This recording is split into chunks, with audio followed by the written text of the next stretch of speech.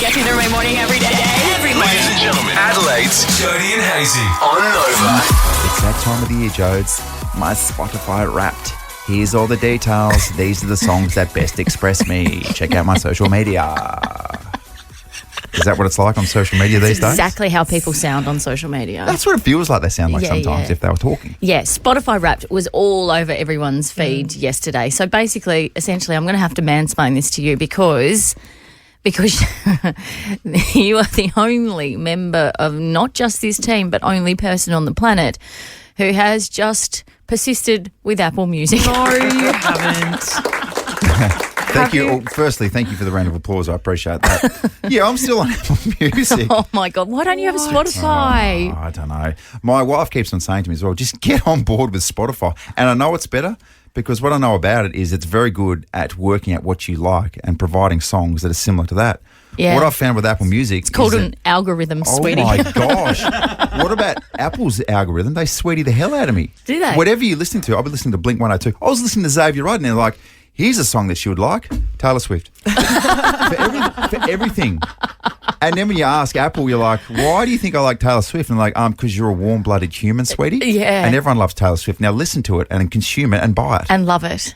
So hang on, wait. So I don't even know how Apple Music works. Are you purchasing the music? It's insane.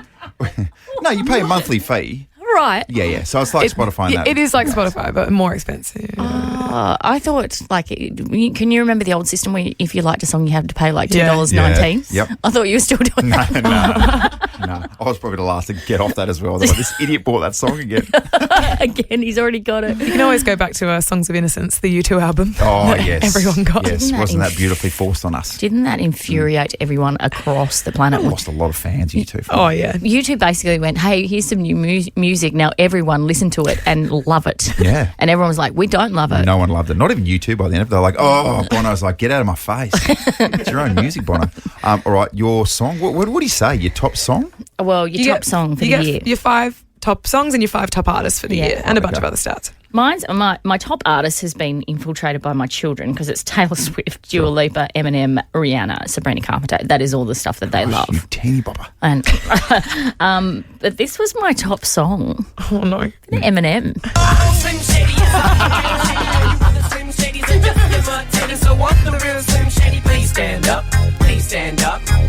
It's back when Eminem had that attitude and a bit more nasally voice. Before he matured into the darker performer that he is towards the end. Yeah. I'm surprised that my sleep music didn't make the top plays because I listen to it every night. Mine like certainly rain did. sounds. My entire top 5 songs was just the first 5 songs I listened to every night to fall asleep, which is really grim. Actually, that's a lie. My number 1 song was a song that I have loved this year, and she was my top artist. It was Billie Eilish.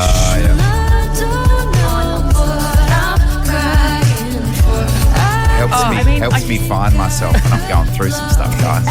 Don't. I told you guys once that I cried at Billie Eilish. Didn't we exploit it? Yeah, really. Just I'm sorry that you've been so sad. Guys, I went through a breakup this year. I'm allowed to cry to Billie Eilish. Is that this year? It feels much been a longer than long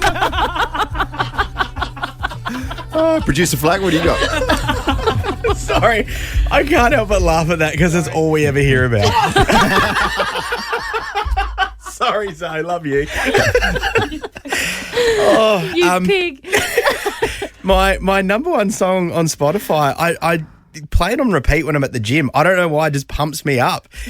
Walker Hayes. Excuse me? Yeah, we fancy like on a date night. You know, when I first heard the song, I thought it was a piss take. Like, this can't do well. And here we are. Sing along, Flag. Feel free. Safe space. No, now I'm embarrassed to sing. So imagine Flack singing along to this whilst at the gym. Yeah. Squatting to this. Yeah. Oh, my God. So unfortunately, I don't have a top song. No. Can't provide you. Although I do have a top 3 that Apple Music says I listen to a lot. Yep. First of all, you got this. They're eating the dogs. Oh, They're God. eating the cats. Eat the cats. Eat the cats. Then you got this, of course. And apparently this. for not having Spotify. Your father, he's on the naughty list. Jody and Hazy's Naughty at 6:40. The naughty at 6:40. Time for us to get a little bit blue, maybe a little bit risque before we straighten up after 7 o'clock and then deliver a wholesome program. I just feel like I need to step in and stop you from choosing these stories because there's a real solid Pennine theme. Do you know what? I wish I chose the stories. The stories choose me. Okay? These stories need a voice. And unfortunately, I've been chosen. All right. What about this one involving the great Cristiano Ronaldo? One of his former teammates, his name is Rafael van der Vaart, has come out and spoken about showering with the great man. Oh. So the pair were teammates at Real Madrid for a short time, and the former Dutch international has since opened up what it was like sharing the dressing room. Okay. He claimed that the former Manchester United star was so committed to training that he never actually saw him get changed ahead of a session. Oh. He said he never left his house. I always say as a joke, Ronaldo is the only player that I never saw his penis. He was the first one on the training pitch and the last one who went. So he went on to give him heaps of compliments, and then he said, Ronaldo was unbelievably selfish. If we won 6-0 and he did not score, he was not happy. When we lose, but he scored twice, he'd be all right. So all this thing was floating around social media. Yeah. And one of the articles, Yeah. Ronaldo commented. Oh. I think it was via Instagram. Yeah. And all he wrote was, who is this guy? So good by Ronaldo. That's a sick burn. So good. Anyway, we're getting sidetracked. Yeah. Back onto Ronaldo's penis. Yes. Yeah, it's an interesting dynamic. Yeah. Sharing a dressing room with a lot of other men. I've spent, I don't know how to say this without sounding off, but I've spent a little bit of time in AFL change rooms just doing my job. So Okay. I've seen some stuff. What have you seen, by the way? I swear to God. Have you seen naked blokes? Yes, I Whilst swear. working? I swear to God, they would do it on purpose. If I was These days, or No. Yeah, No. I was gonna say. I don't do boundary stuff anymore. But back in the day, they would definitely. There are a couple that would do it on purpose. Right. Okay. Yeah. Probably have to lift the lid on who they are. Oh, probably maybe wouldn't. during the song. I wouldn't have thought. Yeah. Okay. It was always a suspicious thing because some people, by the time that I was finished playing football, some guys were coming through with the whole jocks on thing. What do you and mean? it was a generational shift. So when I first started, everyone would shower together, and obviously it's communal showers. And by the end of it, the so new generation wrong. coming through would wear jocks. Yeah, right. And it was kind of like, it was definitely a talking point. Did you have a spa bath out there at the, Yes. the Ponderosa? Yes. And so were you naked in the spa bath? This is- I don't know how to explain this without people being like, what the hell was going on out at the Ponderosa? But this was happening everywhere. We'd cram into the spa bar. And it's like, yeah, absolutely. And it was there was so much skin-on-skin contact. And we'd have a couple of beers and celebrate what was a really uniting triumph.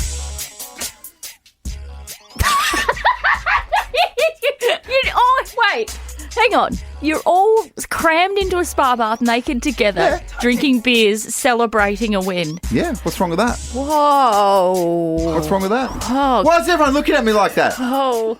Did anyone get pregnant? This is normal, right? Go, doggies!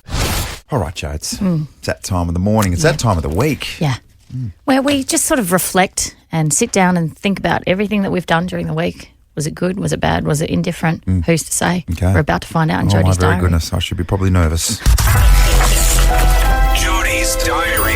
Dear diary, you know it's Christmas when we wheel out Mariah. This is happening. Oh, it's Christmas time. Yes! Right, Gary. I love all things Mariah, just not when producer Flack busts me singing her coming into the work car park. I was so afraid of this. Oh no. It's 10 to 5. We're pulling into the car park. Yeah. It is blaring from her car. Cats down the street were going off. I'm part of you and definitely. Sing along. Everybody sing along. Ooh, darling, 'cause you'll always be my baby. And we'll linger on. Do you know what? Sometimes we're actually quite similar. What? We're trapped in different time zones. My wife will constantly say to me that I'm stuck in 2010. Yeah. So, yeah, different times. And we go to our happy place. So, Hazy, your happy place is 2010. I looked up when that... Of course you did. Jody's happy place is 1995. Red Rooster launched a drumstick-scented candle that smells just like chicken salt, and it launched a chip chat. And can I say, between, I reckon, Red Rooster and KFC, they've got the best chips on the market. Yeah, they've got the chunky ones, don't they? Yeah. So it's probably No, a but battle. it's the chicken salt. Chicken salt, right? Okay, so it's probably a battle between maybe Red Rooster and KFC. Because just said that. They go for the chunky ones. Yeah. Yes. I'm your little parrot.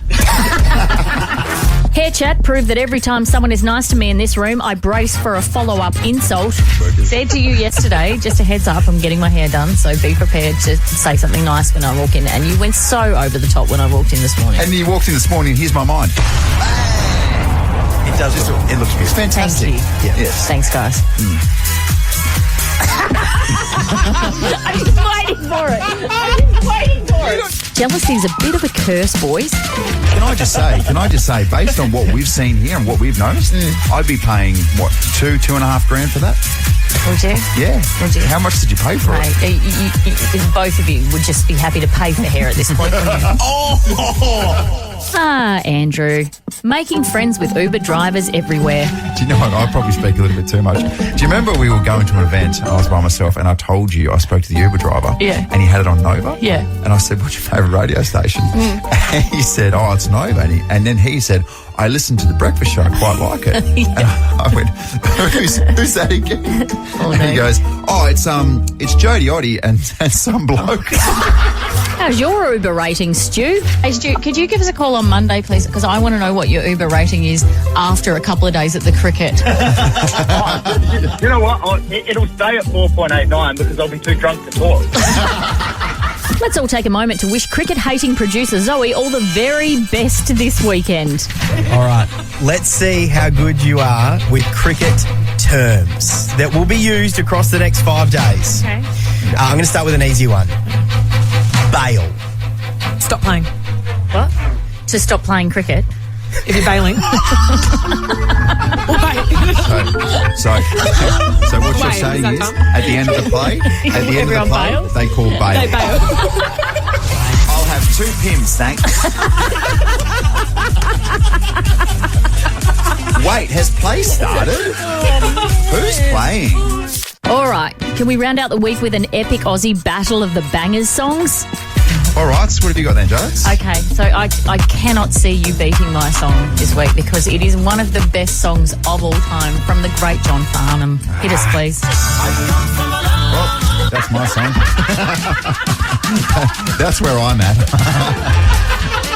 I know just how good your song is, so I played my song again. So do all the birds. I'm your little parrot. Our mate Stu. Because I'll be too drunk to talk. And old, what's his name? And some bloke. Go off this weekend, kings and queens. All my love, Jodie. He's the Adelaide Triple Threat, star of stage, It just becomes a full-on celebration of what humans do best. The best place in the world to do so is the Adelaide Fringe Festival. screen, appearing as Ben in Packed to the Rafters. I spent all last night thinking of what to say, how to talk about Mel, how there's just no one else like it. And music star. Play it now, play it now, play it now, man. We love when he comes home to Adelaide. Please welcome Hugh Sheridan. Oh, thank you for having me. Wearing a full terry toweling outfit, I have to say, and Yes. I love it. I'm here for it. It was invented in Adelaide, I think, the terry toweling jumpsuit, wasn't it? Makes sense. Is that a Surely. true fact? Well, I mean, Or just Don Dunstan invented the safari suit, Yes. so I'm assuming along with that was the terry toweling jumpsuit, the Adele Co, famous. And you love coming home because you're here for quite a few things, aren't you? Tell us all about it. Oh, well, I mean, where do we start? Obviously, I'm here this trip for the Fringe launch, Yep. which is happening today. And I'm coming back to Australia, to Adelaide and to Australia to do 2 shows at the Fringe. And I haven't been here for a couple of Fringes, so I'm very excited. Yeah, okay. So where do you spend Christmas? You get back here? I'm going to be here this year, in Adelaide. I'm coming back for Christmas. And I'm doing the Carols as well, which I think is happening on the 14th at Elder Park, which is going to be amazing. Adelaide's turning 80 for the Carols. Yeah. Something Big, Hugh Sheridan. Yeah. Take us through it. That's my new album, Something Big, and that's the title of the show that I'm doing for the Fringe Festival. And basically, Something Big is an album that I recorded with my late father, Dad, Dennis Sheridan. Dad Sheridan.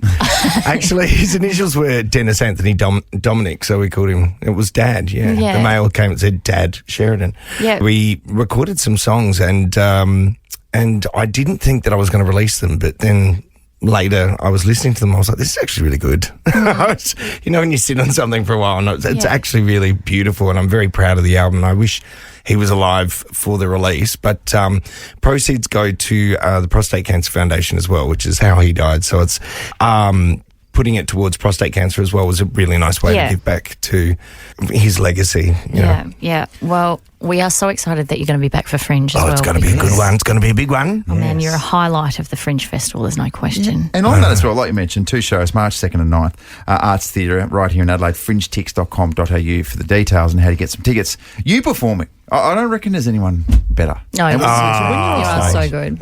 What goes through you when you're on stage? Like I hear so many people like this who say, "Oh, I'm free," and all that sorts of things. What happens with you? I really like doing shows like this because it's more free and I can have a bit more fun. I like to have a bit of a joke with the audience. And I really love to just try and engage with everyone, try and get everyone on the same page. That's my favourite thing, is when everyone just feels connected. Yeah. And, I want to feel a connection with you in just a moment because we play a game called Songs to Song. This is where we take Nova hits and we orchestralise them and you have to guess the name and the artist. Did I say all of that right? You did that perfectly. Yeah, Thank wow. you so much. Often you don't play the game perfectly. Okay. But you set it up perfectly. Okay. Are you potentially challenging the great Hugh Sheridan to a little Songs to Song off? This is I've just thrown down the song Well, I can't beat you, so I'm This going to is beat like you. a tongue twister. So you take on Hugh Sheridan? Yeah. Oh, He's like the king. I know. oh no. My way up I know. there. No. Don't make You're me setting me regret. up for failure. Yeah. Can we play next? Will you stick around for just a couple of minutes? No, I'm going. Intimidated, aren't you? Yeah, I am. Song. Play off. Song. Still joined by the wonderful and beautiful Adelaide's very own Hugh Sheridan. If you're just coming in, this is Hugh Sheridan. Jodie, Nazy. Thank you for doing your own intro there, Hugh. You're such a professional. You're listening to 5AA.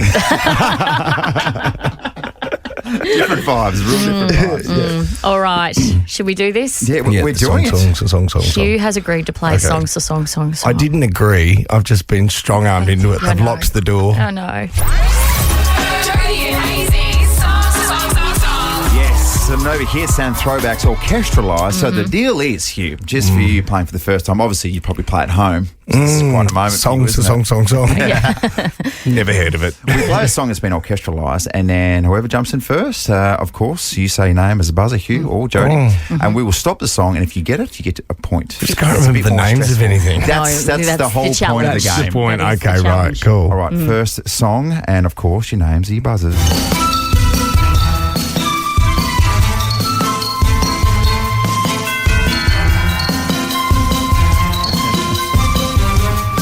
Is it a Christmas song? No. Names your buzzers. Yeah, I know. Oh, hang on. Oh, Hugh's feeling something. He's feeling something. Oh, he's dancing. I know who it is. That's Only a minute 30 left of this song. I'm just really enjoying it. Okay, I know. No. Is it Rolling in the Jody, Deep? No. is it Rehab Amy Winehouse? How did you do that? It's actually my turn. Yeah. Oh, I definitely should. Oh, no. There is no It's actually way harder than I thought. It's hard, It isn't it? sounded like a Christmas song. Yeah. Who made these instrumentals, by the way? No, the internet. Oh, okay. I was like, It's a good question. I've often thought that too. Where do they come I from? don't know. You need to win this one, Hugh, to start live, okay? I tell you what. Here we go. Song number 2. You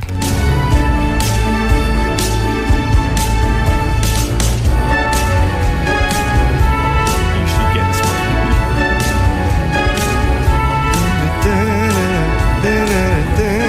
Names your buzzer. You know it? Here we go.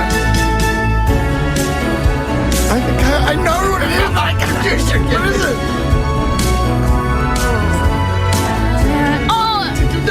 I don't know who sings it though.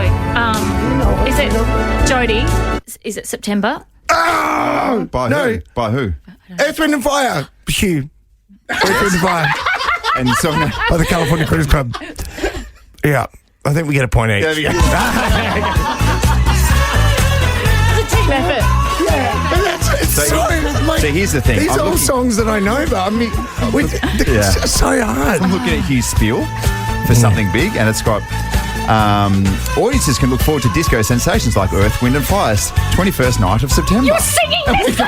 I just did a show called The 21st Night of September. Well, that's how hard it is. I feel like I'm listening to the overture of my show. You know, do we give you a point? Let's call it one apace. That's Wow, all right. that's a really hard game. That's a win each. Come over here. Let's hug it out. Oh, Well yeah. done. You wouldn't want it to be like, Well done. life or death. And I'm definitely not going to have you as phone a friend. Hey, Hugh, thank you so much for joining us, mate. Thank you, my pleasure. We can't wait to see you perform once again. Oh, it's going to be a big run. Let's get ready to rumble. Round one.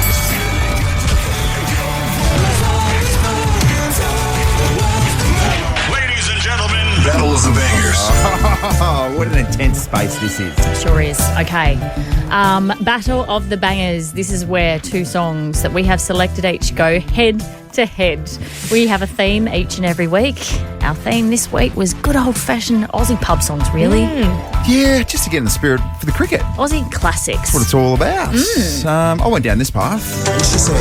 Do you come from a land down under? So Colin Hay. horrifically predictable from you. Wow. Plunder. Oh, whoa, that's a bit brutal. Claws out. Go, Jones. I would say yours was pretty predictable as well.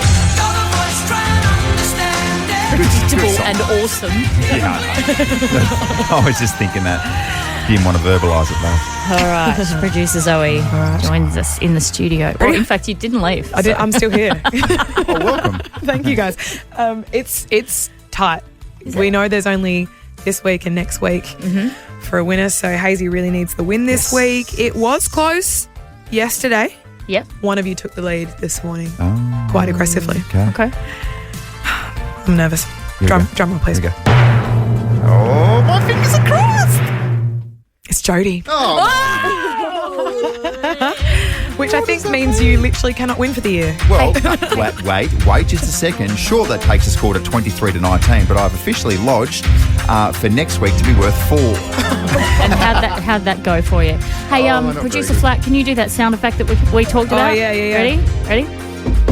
Oh, that's a nail in the coffin. That is the Battle of the Bangers. Nail Here's in your the winning coffin. song.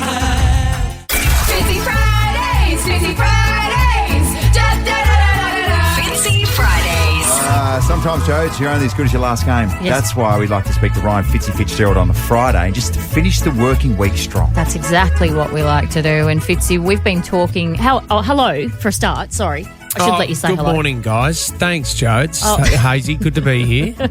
Hey, we've been talking about our Uber ratings. I am so curious as to what yours might be. Well, what do you think? I'm going to go check it out now while we're talking, but do you want to give me a bit of an idea of what you think it would be? I'm going to say What was yours again? mine was 4.83. Mine was 4.85. It's around about 4.8 something, but we just got some question marks on who's sort of given you a 2 or a 3 star and what sort of soiling you've been doing if it's not up the top. Can I ask you guys, have you been here long enough at Nova where you've got the company credit card to use on the Uber? Yes, we do. Well, we've got an Uber account. We don't have a credit card. Yeah. See, do you know what I've just realised? I reckon I may have burnt a few Uber drivers on the work company card, personal, but I didn't realise that it's all part of one. I thought you got an Uber rating for your business side of things and for your personal side of things, but it's all one.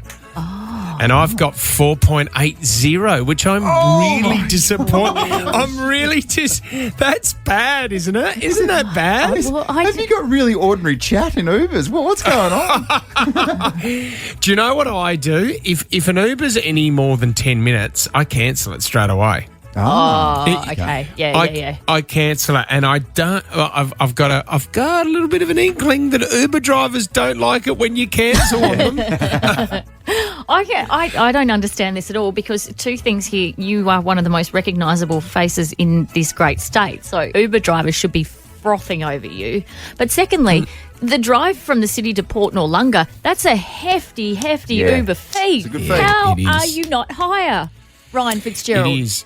I shouldn't tell this story. First, when I got... Yes, you should. I should. It's not an Uber, it's a taxi story.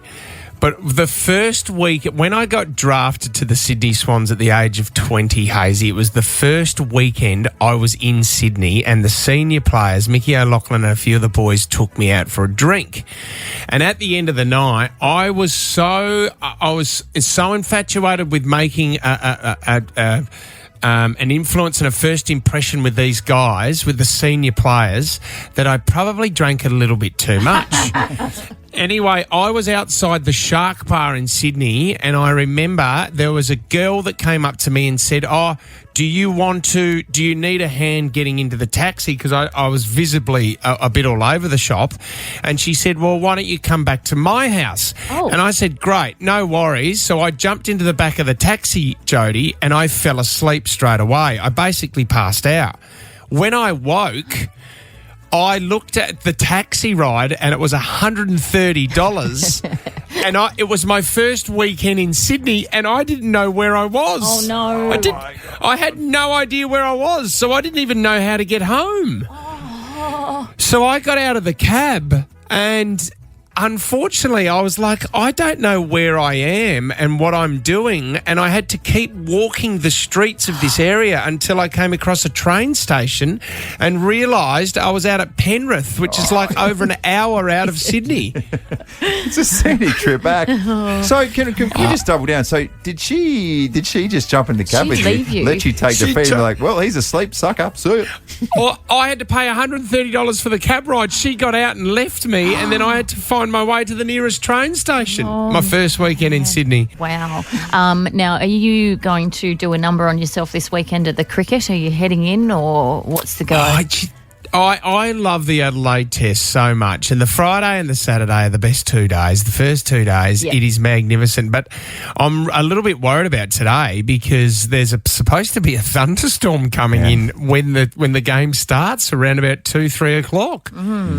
Okay. I'm not going to be there, Jodes. Do you know what the best thing I love about the cricket is? When you're in the members, you don't see one ball of the cricket. Well, you don't see any of it. There's moments where you'll catch up with someone that you went to high school with, have a conversation with them and look back and you go, India's in. I didn't even know.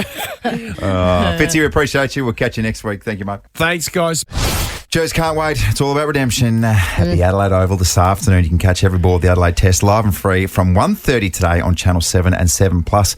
One of the absolute best to do it, not just in this country, but across world cricket, is the one and only Justin Langer on Nova 919. That sounds pretty nice. Good morning to you, JL.